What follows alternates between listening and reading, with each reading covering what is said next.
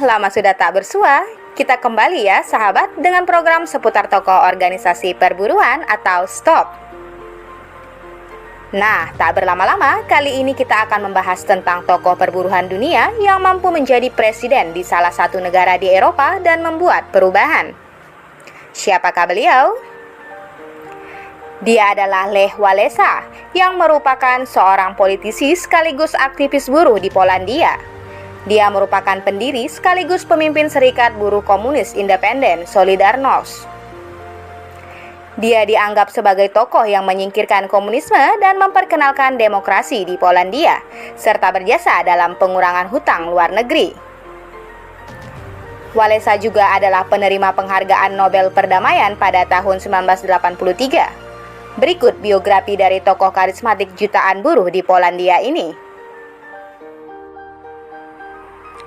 Wałęsa lahir di Popowo, daerah pendudukan Nazi Jerman pada tanggal 29 September tahun 1943. Ayahnya, Bolesław Wałęsa, adalah seorang tukang kayu. Pada tahun 1961, Wałęsa lulus dari sekolah dasar dan sekolah vokasi dekat Chałin-Lipno sebagai teknisi listrik bersertifikasi.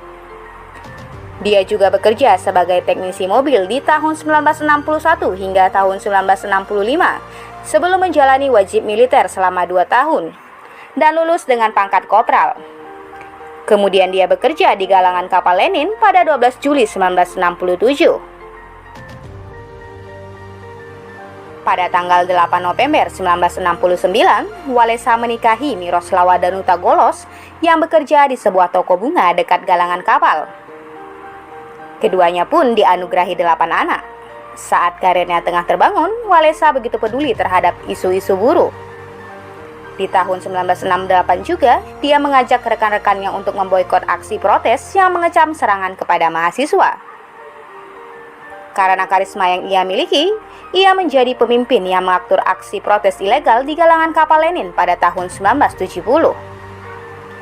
Aksi protes dipicu adanya dekret untuk menaikkan harga makanan.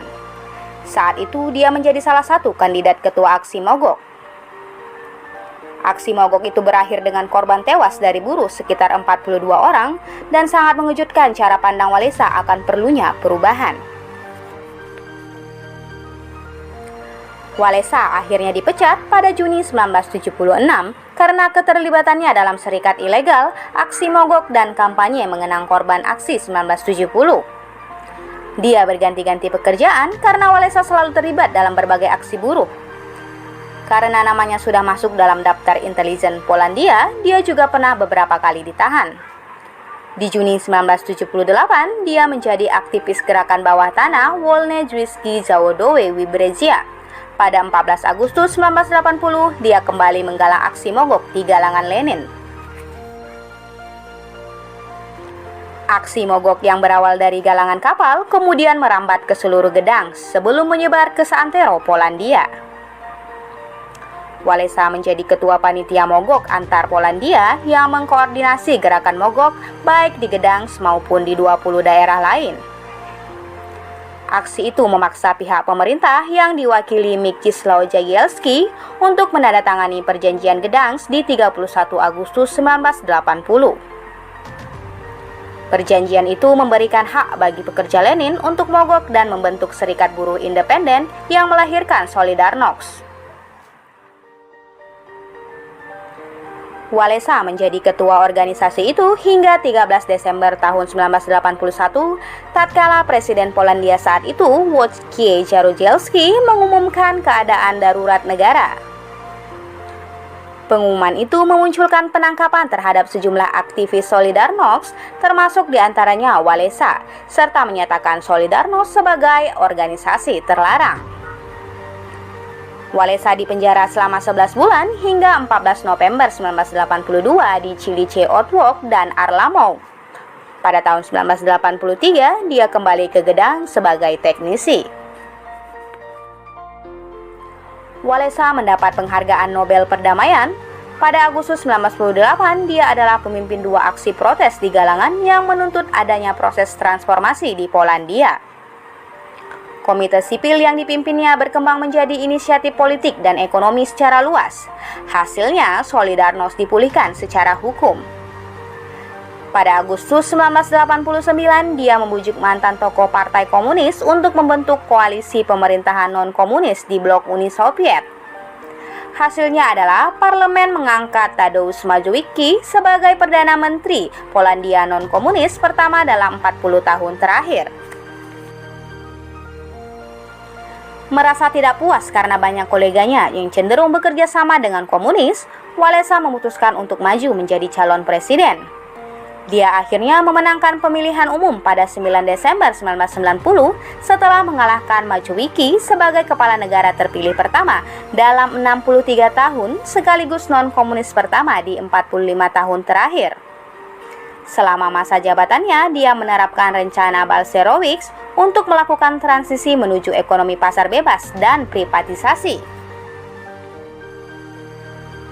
Pada tahun 1993, Walesa sukses melakukan negosiasi terkait penarikan pasukan Soviet yang sudah berada di Polandia sejak 1945. Dia juga mendukung Polandia untuk masuk menjadi anggota Uni Eropa dan Organisasi Pertahanan Atlantik Utara (NATO). Namun pemerintahannya merosot karena dia tidak mampu memenuhi ekspektasi publik yang dianggap tidak realistis. Puncaknya adalah ketika dia kalah di pemilu tahun 1995. Kalah di tahun 1995, Walesa mengumumkan bahwa dia bakal kembali ke galangan kapal gedang sebagai teknisi. Namun dia berubah pikiran dan memberi kuliah umum di berbagai negara. Dia mendirikan Institut Lech Walesa dengan tujuan mempopulerkan prestasi Solidarnosc, mengedukasi generasi muda, mempromosikan demokrasi dan kekuatan sipil. Pada pemilu 2000, Walesa sempat maju sebagai kandidat presiden. Namun ambisinya kandas setelah dia hanya mampu memenangkan 1,0% suara. Sangat malu dengan pencapaiannya, Walesa mengumumkan dia benar-benar mundur dari politik dan fokus kepada lembaga think tank yang didirikannya. Nah, bagaimana pemirsa? Cukup menginspirasi, bukan? Hal ini juga menunjukkan bahwa buruh juga bisa menjadi penguasa di suatu negara. Begitupun di Indonesia. Baiklah sahabat, sampai di sini dulu ya pembahasan kita. Kita akan kembali di pekan depan dengan seputar tokoh organisasi perburuhan atau STOP. Tetap pantengin program-program dari channel TV-nya Buruh ya sahabat, agar suara buruh terdengar seantero negeri ini. Sampai jumpa.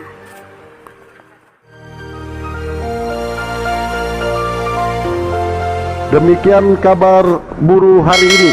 Mohon like, subscribe, komen, dan share-nya ya teman-teman, agar suara buruh didengar seantero negeri ini. TV-nya Buruh, TV-nya kaum buruh.